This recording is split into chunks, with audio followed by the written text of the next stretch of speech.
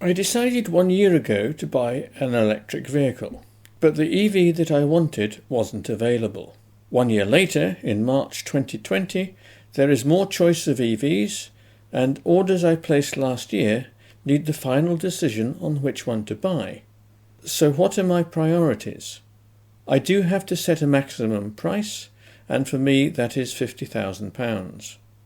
We are a 2-car household, with one small car being used for short shopping trips and commuting to work.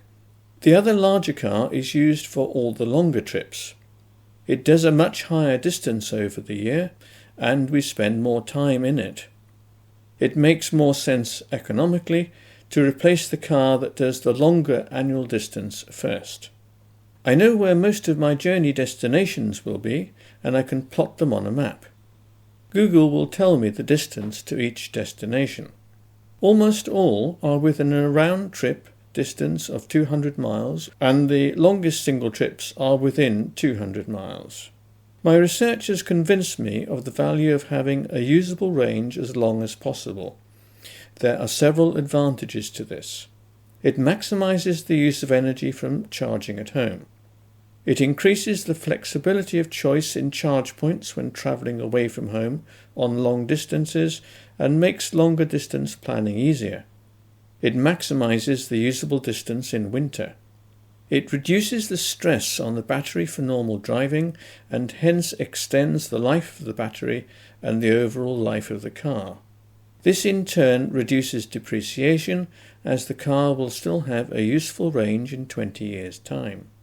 Having a larger battery isn't all advantages.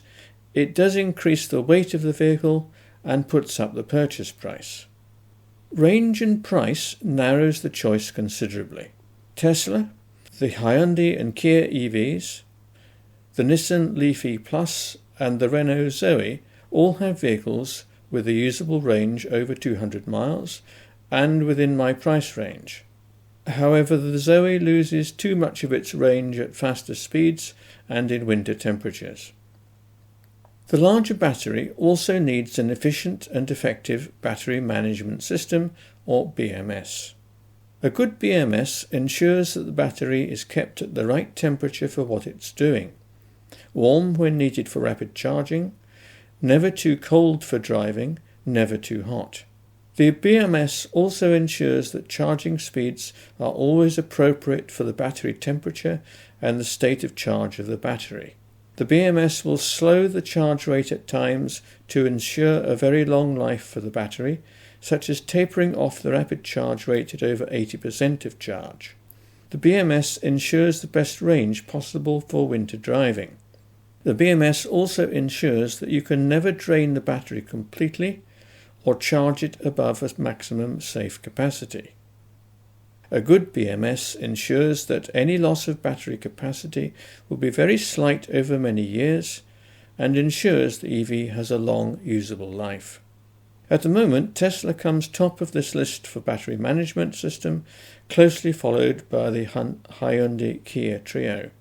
My third group of criteria are those aspects that contribute significantly to the running cost of the EV.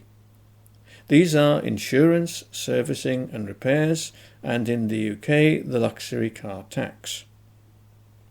In the UK, insurance for EVs costs significantly less for Hyundai, Kia and Nissan. This is partly because the cost of repairs for Hyundai, Kia and Nissan are also very much less with established networks of parts supply and repair workshops. Tesla vehicles with a price of over £40,000 in the UK are also taxed at £320 a year for 5 years. A heat pump can also make an EV more efficient in the UK winter, a plus for the Hyundai and Kia EVs. If I was doing a lot of travel away from home, then Tesla's own network of reliable, fast superchargers would push all Tesla vehicles into the top spot in the analysis so far. But the fast charging network in the UK is now good enough, and I don't travel long distances on the peak holiday travel days, so Tesla and the Hyundai and Kia EVs are sharing the top spot in this analysis so far. The next criteria are my personal priorities, and your priorities may differ.